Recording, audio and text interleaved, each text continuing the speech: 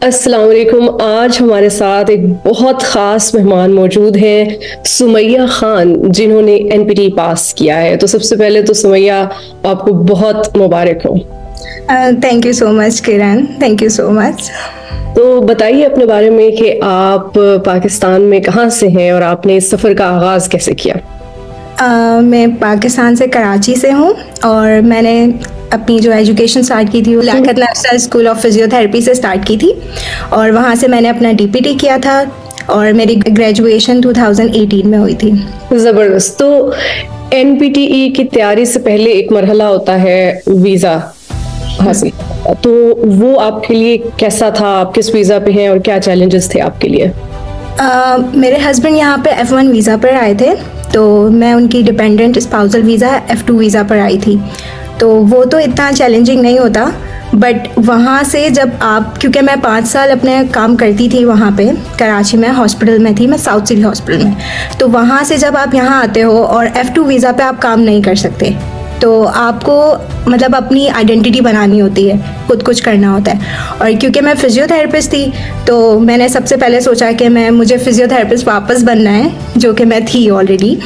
तो मेरे यहाँ पे एक सर थे, सर फहद, जो ऑलरेडी क्लियर कर चुके थे लाइसेंस।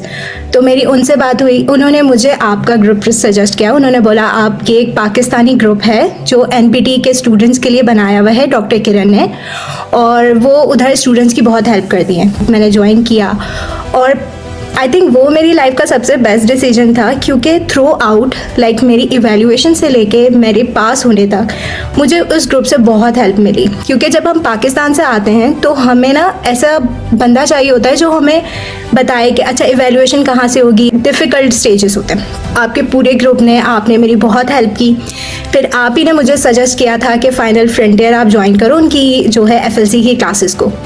तो मैंने जनवरी में वो फ़ौरन से ज्वाइन की और फिर मैंने FLC की क्लासेस ली और उधर से मुझे बेसिक्स का पता चलना शुरू हुआ। ओके, मुझे किस तरीके से प्रिपरेशन करनी है। फिर आपने हमें क्लासेस दी थी मई जून जुलाई में, और उससे मुझे एक पैटर्न समझ आया कि ओके, मुझे अपनी बेसिक्स पे ज़्यादा ध्यान देना है। क्योंकि मुझे 5 इयर्स हो गए थे मतलब ग्रेजुएशन किए हुए, तो मेरे लिए ना ये बहुत बड़ा स्टेप था कि मैं वापस से अपनी बेसिक्स को करूँ। क्योंकि काम तो मैं कर रही थी बट बेसिक्स को वापस से करना बहुत मुश्किल होता है।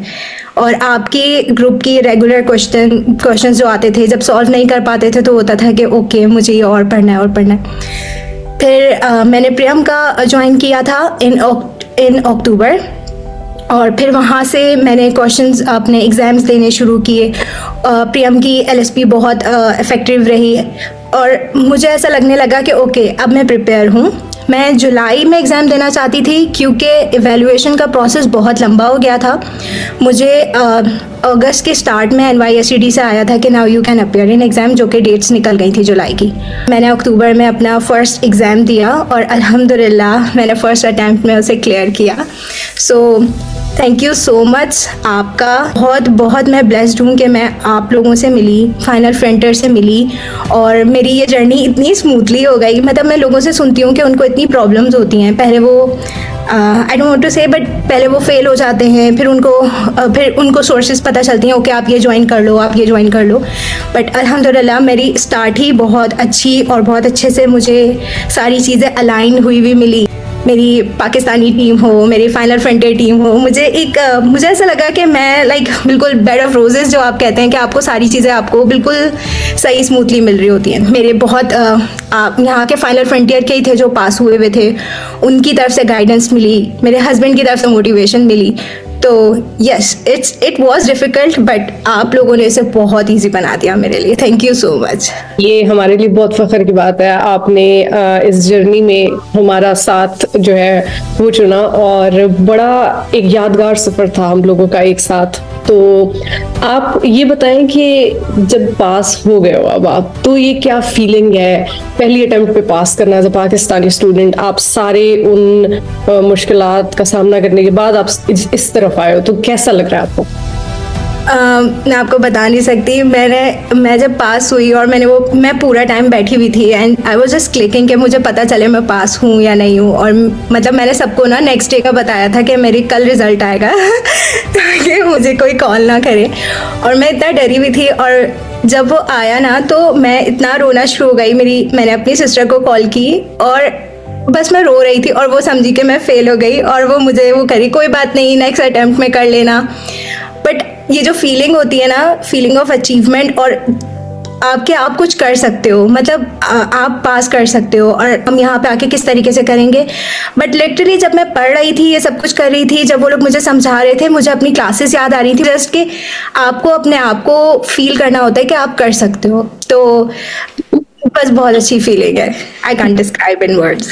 अच्छा, बहुत सारे ऐसे लोग हैं जो आते हैं पाकिस्तान से और उसके बाद यहाँ आकर फील्ड चेंज करने का ऑप्शन उनके पास होता है, तो वो इवैल्यूएशन के प्रोसेस से घबरा जाते हैं, वो प्रिपरेशन से घबरा जाते हैं और वो हार मान जाते हैं। ऐसे लोगों के लिए क्या मशवरा है आपका, और आप क्या पैगाम देना चाहेंगे उन्हें? टू बी ऑनेस्ट, जब मैं यहाँ पे आई थी ना तो मुझे सबने यही सजेस्ट किया था, बट आपको ना उस टाइमिंग में ये सोचना होता है कि आप ये बने क्यों थे। मैं जो अभी अपनी अचीवमेंट और अपनी उस पर खुश हो रही हूँ, शायद वो नहीं हो पाती, और ये आपको चैलेंज लेना पड़ता है अपने साथ। और जब आप ये अचीव करते हो ना तो आपको रियलाइज़ होता है कि आपने सही किया है।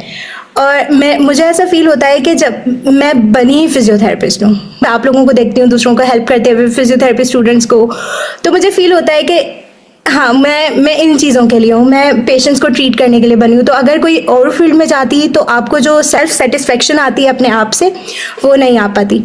तो मैं यही कहूँगी, बहुत ओवरवेलमिंग लगता है स्टार्ट में, मैं बहुत रोई थी, मुझे ऐसा लगता था मैं नहीं कर सकती हूँ, बट इवेंचुअली आप कर लेते हो। स्टार्टिंग में मुश्किल होता है लेकिन इम्पॉसिबल नहीं है। मुझे ऐसा लगता है कि मैं बहुत स्लो लर्नर हूँ, तो जब मैं फर्स्ट अटेम्प्ट में कर सकती हूँ तो आई थिंक कोई भी कर सकता है, कोई भी। इट्स जस्ट कि आपको एक कंसिस्टेंसी के साथ आपने काम करना होता है, मेहनत करनी होती है, एक अपना अच्छा गाइडर चूज करना होता है जो आपको अच्छे से गाइड करे, और आप ये पास कर लोगे। सुमैया, आपका बहुत शुक्रिया, आपने आज हमें अपने सफ़र के बारे में बताया, और आपके इस सफ़र से बहुत सारे ऐसे स्टूडेंट्स हैं जो रहनुमाई हासिल करेंगे, और हम आपके रोशन मुस्तकबिल के लिए दुआ गो हैं। पाकिस्तान और फाइनल फ्रंटियर का नाम रोशन करती रहिए। बहुत शुक्रिया। Thank you so much Kiran, thank you.